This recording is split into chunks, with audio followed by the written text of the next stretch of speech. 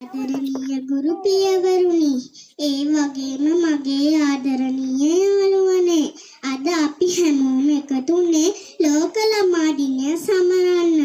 මේ දවස අපේ දවස, අපේ හීන, අපේ බලාපොරොත්තු සහ අපේ අනාගතය ගැන හිතන්න හොඳම දවස.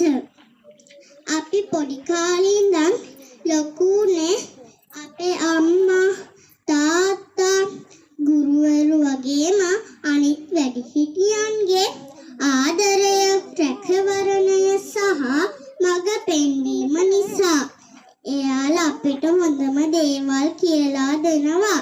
එයාලගේ කැපකිරීම නිසා තමයි අද අපි මෙතන ඉන්නේ. ඒ නිසා අපි අපේ වැඩිහිටියන්ට ගරු කරන්න, එයාලට ආදරය කරන්නත් ඕනේ. අපි දන්නවා අපි තමයි හෙට දවසේ ලෝකය බාර ගන්න ඉන්නේ. ඒ නිසා අපි හැමදාම හොඳ දරුවන් වෙන්නත් ඕනේ. හොඳ වැඩ කරන්නත් ඕනේ. අපි හැමෝම